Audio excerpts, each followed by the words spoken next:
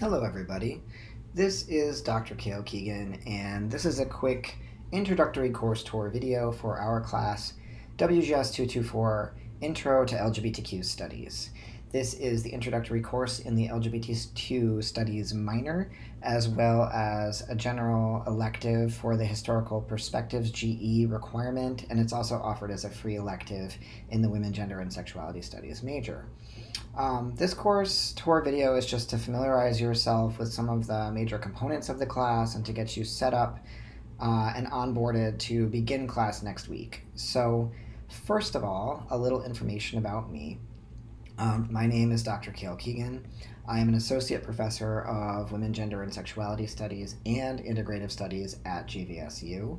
I have a PhD in American Studies from the University at Buffalo with specializations in LGBTQ media and cultures. It's my 7th year at GVSU this year, and I am a PlayStation gamer who loves cats. I actually just finished Last of Us 2, as well as Ghosts of Tsushima, and I'm really looking around for another game. So if you're a gamer, let me know what to play. Also, if you're a dog person, I'm sorry. Cats are way better. Anyway, I'm going to be asking you a little bit about yourselves in an intake form. I will show you that link in a second, and that way we can get to know each other a little better. In terms of course details, we do have an online course. We have a synchronous meeting time via Zoom on Thursdays from 10 to 11:15. So this is an online course, but it does have a synchronous component, meaning time we all get together at once via Zoom to talk about the material. So you'll need to make sure that every Thursday from 10 to 11:15 you have open and clear, and you have a dedicated space where you can go, a quiet space where you can be under headphones to engage the course. Also, we have asynchronous work in the course. These are modules I've prepared for you ahead of time to be completed really whenever you would like, but you could think about them as a Monday, Tuesday, like little class session that you're going to be engaging on your own. So we kind of have the week beginning, we have Monday, Tuesday work completed on your own, then we have a Thursday session together, and then most of the work in the class, the assignments will be due Sunday evenings. So we'll get used to that weekly schedule as we get rolling in the semester. Our first class meeting, therefore, is Thursday, the 3rd of September at 10 a.m. So be prepared and ready to join the session then. I will be emailing you all with instructions about how to prepare for that session and how to join it. There is actually some homework I'm going to ask you to do to be prepared for this session. So I'll detail that in a message to you later on this week. And this year, my office hours are going to be Wednesdays from 9 to noon. That's just dedicated time I set aside to meet with you via phone or chat or Zoom to talk through anything that you might want to, questions about the course, questions about your major, questions about your career progression, whatever you might want to chat about. If 9 to noon on Wednesdays is not free for you, we can certainly set up an appointment for a different time. You just have to let me know, and you can do that via email. Okay, what about the course? This is a course in the Historical Perspectives GE category. So although we'll be talking about contemporary terminology and current events related to LGBTQ culture and identities, we'll also be going all the way back to the 1500s to think about how gender, sexuality, race, ability were constructed to begin with in a U.S. context. So this is a sort of U.S.-based class, but we go back to before the United States existed to think through how we've arrived at where we are today. So some objectives around that: we're going to be analyzing the intersection of race, class, gender, religion, ability, and nation within the history of LGBTQ communities, as well as the major forms of activism that have arisen from the LGBTQ community over the course of that history. We're certainly going to be exploring major terms and concepts in the field of LGBTQ studies.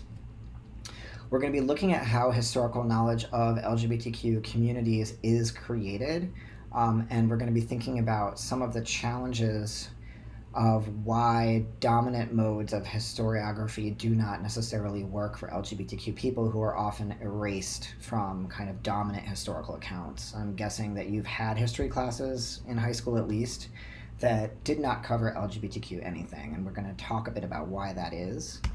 4, we're going to look at representations and interpretations of LGBTQ cultures and subcultures. There's a lot of media in this course, and there's a lot of attention to cultural production, or the types of culture that LGBTQ people have produced in the United States, and why LGBTQ culture looks the way it does and works the way it does. And then lastly, demonstrate historical understanding of these issues through many different disciplines. So we'll be looking at a little bit of sociology, a little bit of political science, we'll look at medical science, we'll look at legal studies, to get a varied interdisciplinary understanding of these issues across disciplines. So that is a bit about the class.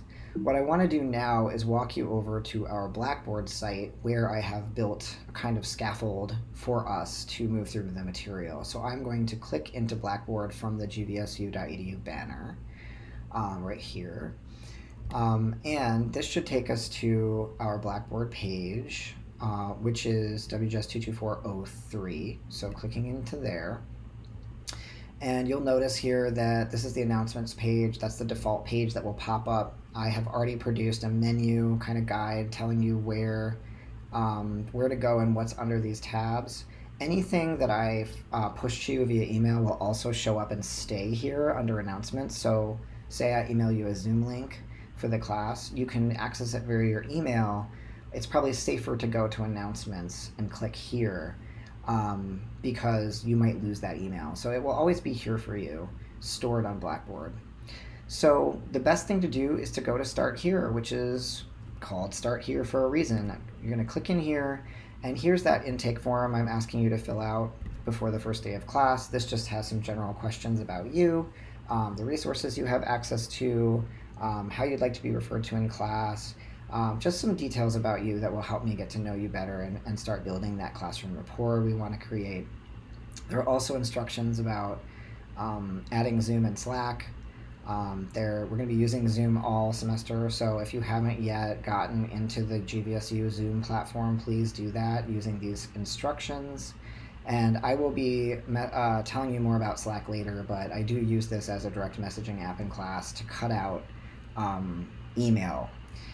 Because you don't need to email about everything, right? If it's just a casual, quick question, a message is better than an email. There's a little detail about me here too. So that's Start Here. And then I talked about announcements. Over here under syllabus and course schedule, we have your second piece of homework after the intake form, which is to review the syllabus for the course. So there's a lot of detail here about the class. I'd like you to read this carefully. Notice that there are no required texts. I am providing you with all the materials you need for this class. Some course policies that apply to the classroom, please review those. Course assignments and requirements, I'm going to go over these the first day of class, but please do take a look at those and write down if you have any questions you'd like to raise in the synchronous session about these. And then lastly, our course schedule, which you'll notice is arranged via chronology and also theme and unit.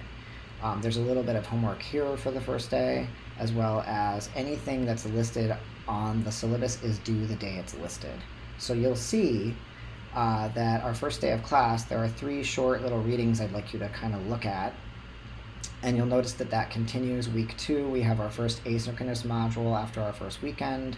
You're going to work through this on your own. And then our next meeting is already into Unit 2 with a synchronous session on the 10th. And that just continues all semester. And note where an asterisk appears, that's where an assignment is due. So you might be thinking, oh, we're meeting Thursday the 3rd and there's homework. Where do I find this material? Well, that's when you go over to weekly modules of materials. And this is arranged exactly in the same way the syllabus is, or the course schedule is. So for every week in the course, there is a folder that matches the theme on the course schedule. So for week 1, Conceptual Foundations, you will click in.